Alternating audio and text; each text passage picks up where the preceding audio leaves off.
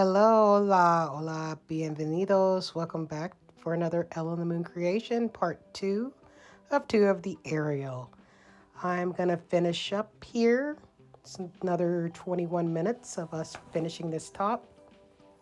We're going to be doing right now horizontal double half hitches. You did 2 rows before, and now we're going to do 2 more rows going on the sides. If you need to know about sizing up, please check out video 1.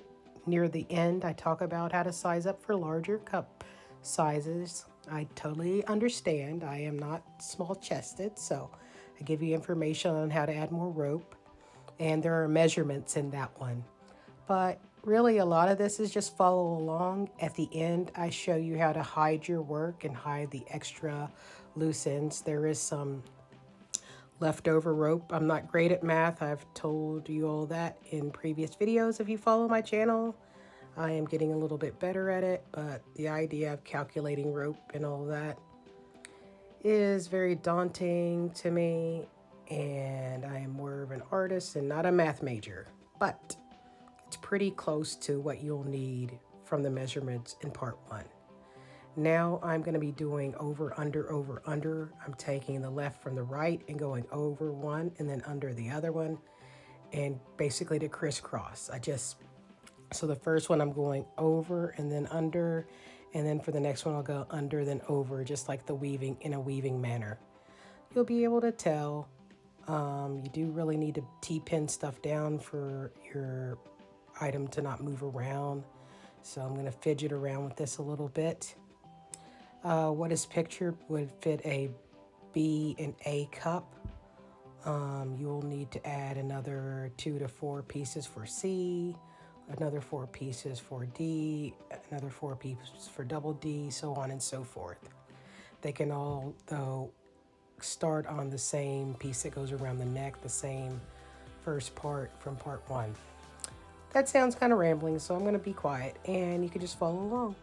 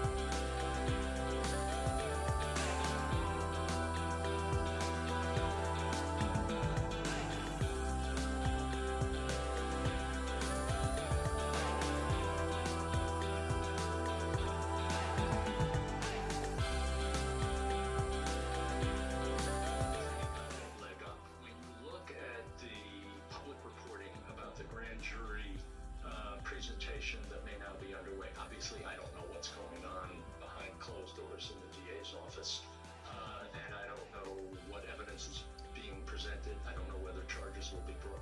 But as it relates to the hush money circumstances, those facts have been known literally for years. Michael Cohen wrote about them in his book. He testified about them. Stormy Daniels wrote a book. Stormy Daniels appeared on Michael Cohen's podcast to talk about it. And the federal prosecutors brought their...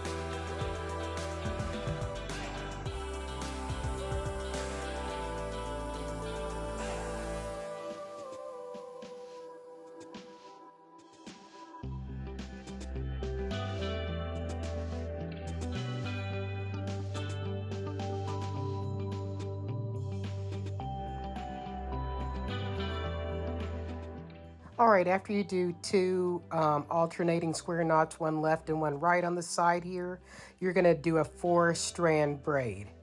A 4-strand braid is very simple if you really think about it in the sense of over, under, over, under. So you take it over and then under the next one and then over, and then it just switches out. So if you watch what I'm doing, it's just really that simple. If you need more of a detail of how to do a 4-strand braid, there's lots of videos on doing a 4-strand braid on YouTube that are less than a minute. Or if you don't want to do a 4-strand braid, you can just continue on doing alternating square knots all the way around the back. It will use up more rope though if you do alternating square knots, so be aware of that. I did the 4-strand braid just because it lays flatter and it's not as bulky along the sides of the rib cage. And I just like the way it looks. I get bored with the same things over and over again, and so I figured if I do a different technique, it'll give a little more flavor, so to speak. So clearly, I mirrored into the same thing on the other side, opposite side. We got the 2 alternating square knots and then a 4-strand braid. I'm going to tie it in the back.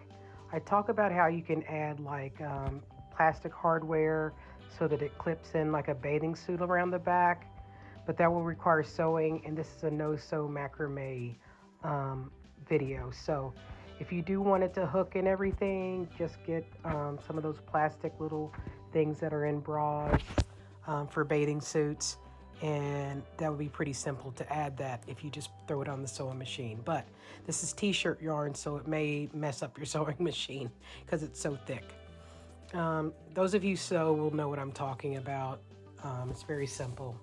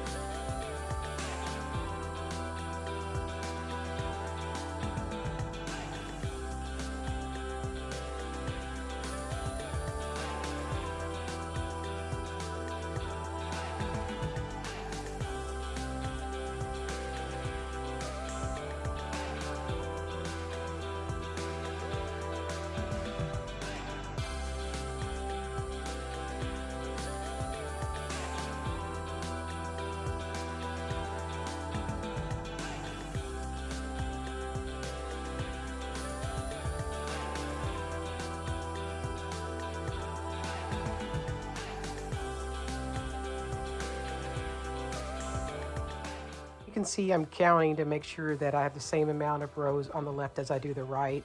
I do a lot of intuitive designing, so I don't really write down or sketch in advance. I'm not very good at sketching. I haven't done a little bit of it, but drawing is not a format of artistry that I'm very good at.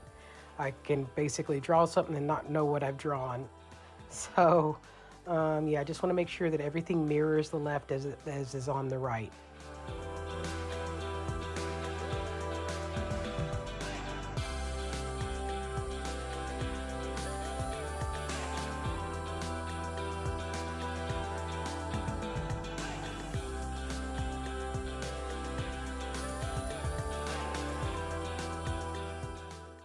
All right, so this part is going to be sped up a little bit, this section, because I'm just basically doing the same thing that you saw at the very beginning, just making sure this right side, as we're looking at it, is the same as the left. El derecho es la misma de la izquierda in español. So, yeah, you can speed through this and skip to the end because I talk about how to add a liner in the end to cover up the work if you don't want to have to watch this again if you get it. If you don't get it, just watch the sped up version. It'll make more sense to you.